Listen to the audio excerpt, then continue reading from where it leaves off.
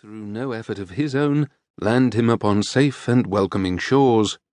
Contrast him to the artful, who, when last Mr. Dickens graced us with his presence, was seen standing in a London courthouse, having been accused of snatching a silver snuff-box out of the pocket of some individual who no doubt needed it far less than the artful.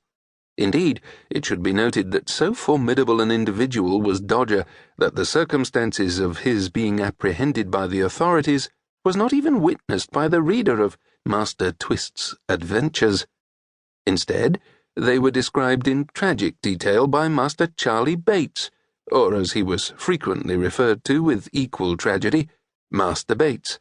That is to say, Master Bates recounted it after the fact, and Mr. Dickens dutifully reported it.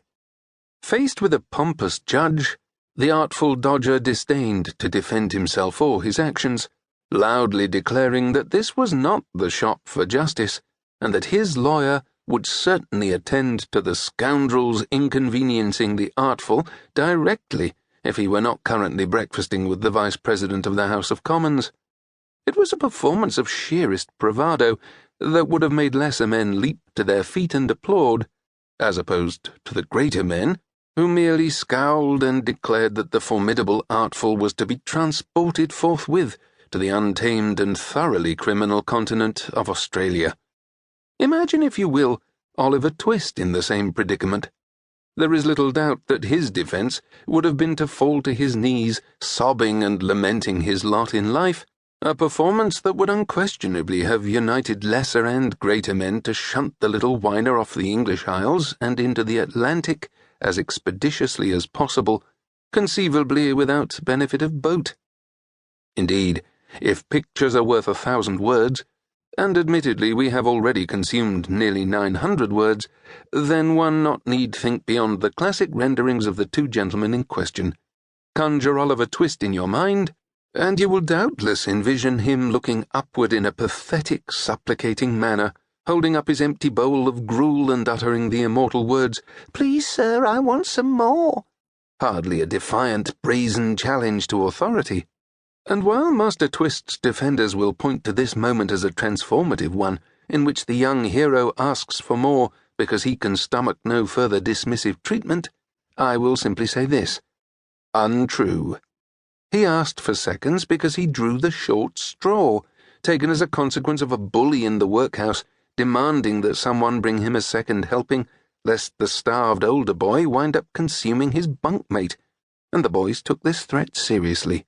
Not quite an act of daring-do, then, although even we, sceptics of Master Twist's rightful place in the pantheon of heroes, will indeed applaud politely for his subsequent assault on a noxious older lad who spoke disparagingly of Oliver's mother. Then again, these are the lines that even the most whimpering of boys will not see crossed. So there is the classic image of young Oliver in your mind's eye, a failed beggar with an empty bowl. Now set next to it your mental picture of the Artful Dodger, described by Mr. Dickens thusly. He was a snub-nosed, flat-browed, common-faced boy enough, and as dirty a juvenile as one would wish to see, but he had about him all the airs and manners of a man. He was short of his age, with rather bow legs and little sharp, ugly eyes. His hat was stuck on the top of his head so lightly that it threatened to fall off every moment, and should have done so very often, if the wearer had not had a knack of every now and then giving his head a sudden twitch, which brought it back to its old place again. He wore a man's coat, which reached nearly to his heels. He had turned the cuffs back, halfway up his arm, to get his hands out of the sleeves, apparently with the ultimate view of thrusting them into the pockets of his corduroy trousers, for there he kept them.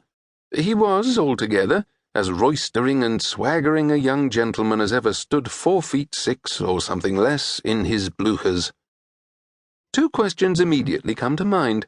The first, of course, concerns the definitions of roistering and bluchers.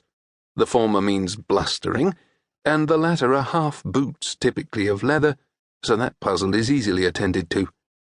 Of greater curiosity is this: why did the adventures of such a memorably described, thoroughly engaging, and far more captivatingly visualized young man, always pictured with a cocky smile and upraised mocking eyebrow, rather than tears of